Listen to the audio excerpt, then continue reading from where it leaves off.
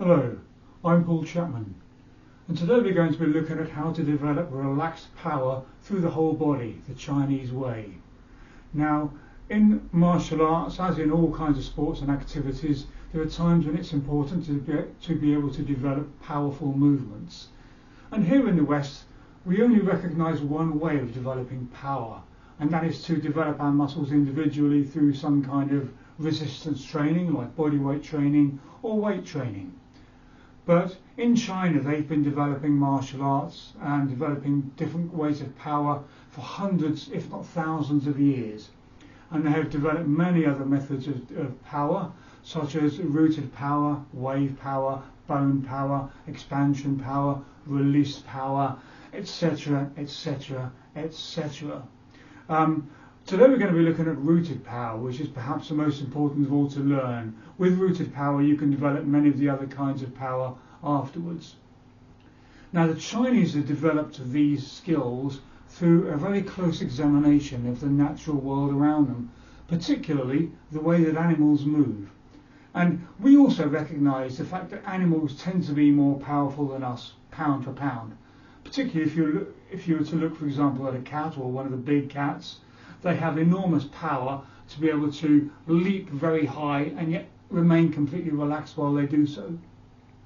So the Chinese have examined this and they've looked at the ways in which we differ from animals. And the main reason we differ from animals is that no other animal stands upright on two small feet the way that we do. This has so many advantages to us, but there are also many disadvantages. We are inherently unstable. If we lean even slightly in any direction, there has to be tension in our body to prevent us from falling over.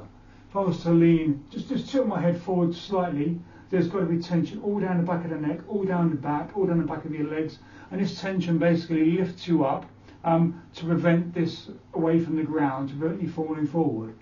If there's no tension and I'm completely relaxed and upright, and I tilt my head forward even slightly, I will just fall forward.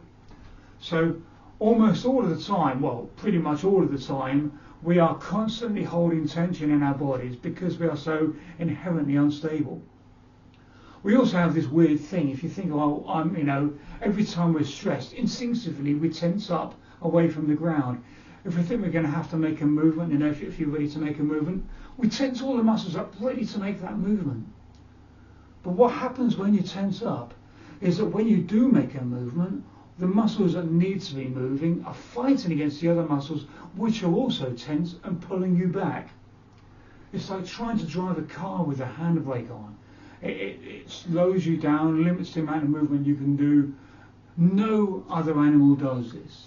All other animals are able to stand completely relaxed, and when they do move, they're only using the muscles they need to create that movement, and they're not tensing up all the other muscles as well, which are only going to get in the way.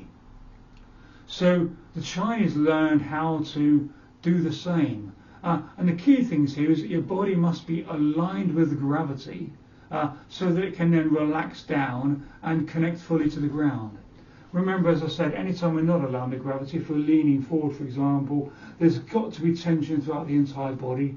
We can't be relaxed anymore, and any movement we do is going to be very limited. So, for example, I've got a fairly heavy standing punch bag here. If I was to push against it, normally it has this kind of give.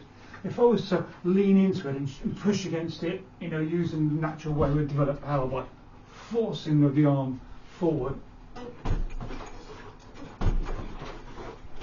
even driving off the back leg, I can make it bounce against the wall here. But it's taken a lot of effort. If I was just to stand in front of it, relax, place my hand here, keep the entire body relaxed on the line, then I can deliver at least twice the power with a quarter of the effort, because the body is completely aligned with gravity, everything is relaxed down, and I'm only using the muscles I need. The entire body is working together. We're involving the biggest, strongest parts of the body. When you try and tense forward here, you're really using the muscles of the upper body, the chest, shoulders, arms. That's all you're really using. When you allow yourself to be upright and aligned we imagine our legs to be two springs connected to the ground, and your legs push, the entire body comes forward, all parts of the body move together, so that power flows all the way down through the body, and any force acts on it. And of course, as you push into the punch back here, there's an equal force coming down into you. This force goes down through your strong legs and into the ground, and pushes back off the ground to deliver phenomenal power effortlessly. And you can do this from any position, so any force acting anywhere on your body should not be able to move you.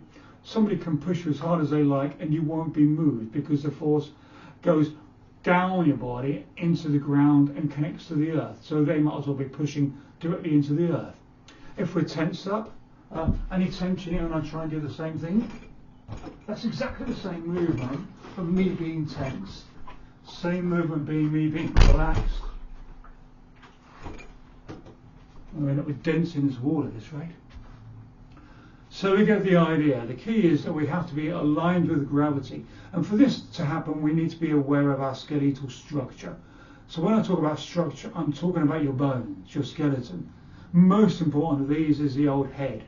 Your head weighs about 12 pounds, full of brains, so it's right at the top of the body, so your head must be aligned with your spine, over your hips, over your feet, and the knees are bent. So the entire skeleton is upright and aligned, and every movement we do, we want to maintain this alignment. Without this alignment we have no balance. With this alignment we can move our feet around wherever we want to, because the entire body is aligned and connected to the ground. So we learn to feel the bones, feel the skeleton inside the body. We don't need to be hyper aware of the bones, but we need to be aware of the structural alignment. And in theory, your muscles can then relax down around the bones. They shouldn't be needed to keep you upright. So we learn to sink downwards. This takes time. It takes time to teach your body to sink down around your bones. So Kung Fu is as much about stillness as it is about movement. We learn to stand still in certain positions and then relax, relax, relax, relax. Sink down into them, so the entire upper body is rooted downwards, sitting on your legs, and relax down into the ground. Key areas that we need to relax and sink are the knees, the elbows and the tailbone, because you can think of your body as being in three sections. You've got your torso with your head, you've got your arms as the second section, and your legs as the third section. So to connect your upper body onto your legs, we need to relax the base of the spine down to sit into the stance. So many people carry tension here in the lower back.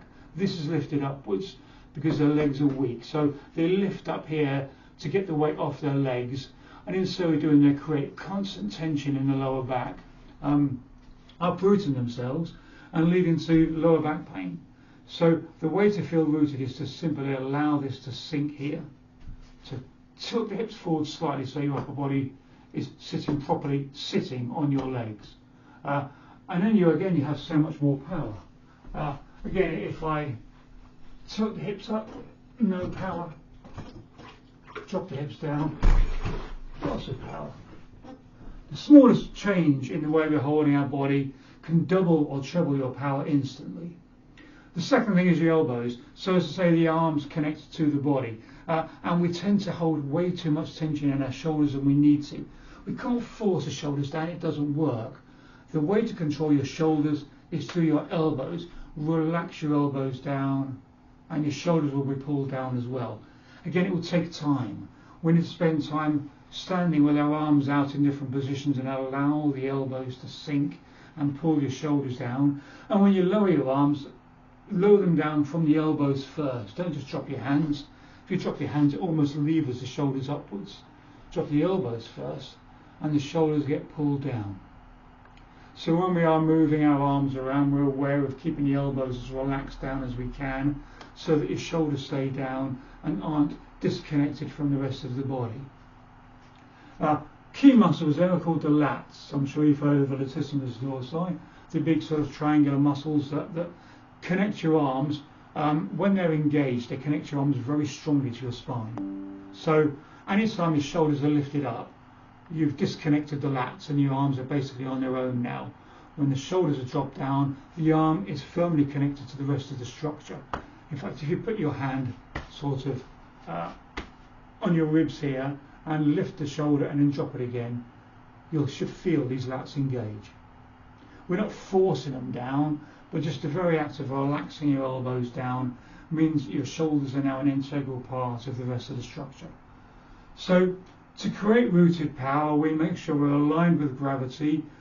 We relax the entire body downwards, and we maintain this relaxed, rooted alignment with every movement we make, so that any movement we do side to side, forward, backward, up, down, is aligned with gravity, and every part of you connects to the ground. As I say, tailbone and elbows are really crucial here. It's going to take time standing in different positions, which I'll cover in another video. But at least you understand the theory now of how to deliver rooted power through the whole body. Thank you for listening.